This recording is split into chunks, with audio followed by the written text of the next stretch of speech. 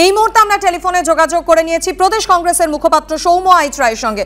সৌম্য আইচ বাবু, আপনি শুনতে পেলেন যে ডিএ আন্দোলনকারীরা স্পষ্টত বলছেন পুলিশ বিভিন্ন রকম ভাবে তাদের সঙ্গে অসহযোগিতা করেছে। হাইকোর্টের অনুমতি সত্ত্বেও তাদের যেমন বসতে বাধা দেওয়া হয়েছে, তেমনই নাকি আন্দোলনকারীদের স্লোগান এবং প্ল্যাকার্ড প্রদর্শনেও বাধা দিয়েছে পুলিশ, এমনটাই অভিযোগ তাদের। পুঙ্গব পুলিশরা যখন পশ্চিমবাংলায় চুরি করে তৃণমূলের নেতা নেত্রীরা তখন চুপ করে বসে থাকে, ঘুমোয়।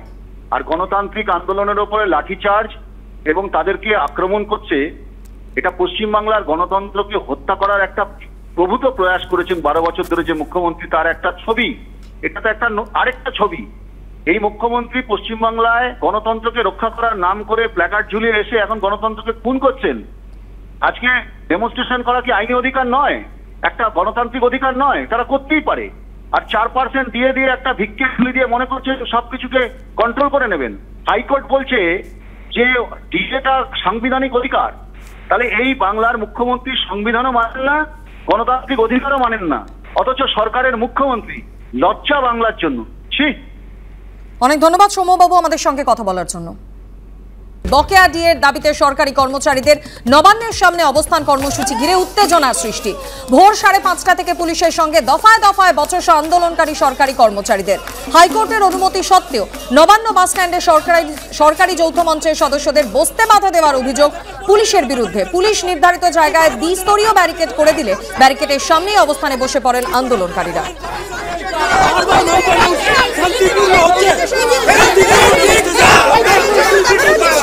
কমপ্লেন করছেন যে এখানে অশান্তি হচ্ছে, রাস্তা মাঝে মাঝে রাস্তায় বসে পড়ছেন, প্রচন্ড জোরে চিৎকার স্লোগান বাজনা বাজাচ্ছেন শান্তপ্রিয় জায়গায়, এবং এখানে 144 ধারা জারি আছে এবং এনাদের এখানে ধর্ণা মঞ্চের কোনো জায়গায় নয়।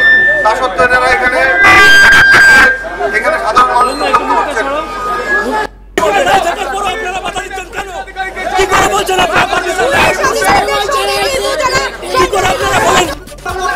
এখানে 144 ধারা জারি করা আছে, আপনারা এখানে এসে চিৎকার চেঁচামেচি করবেন না। এখানে এটা কিন্তু ধর্ণা মঞ্চ নয়, পুরোটাই অসহযোগিতা।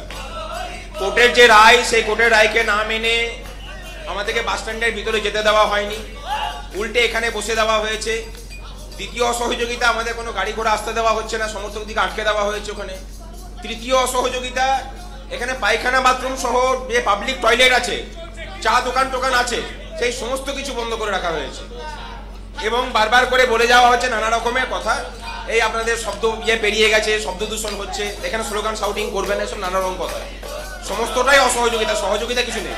অন্যথায় যদি হাইকোর্টের ডিভিশন বেঞ্চ বলে যে হ্যাঁ আমাদের উঠে যেতে হবে, আমরা উঠে যাবো। তাছাড়া 72 ঘন্টার অবস্থান এখানে চলবে দিন রাতে।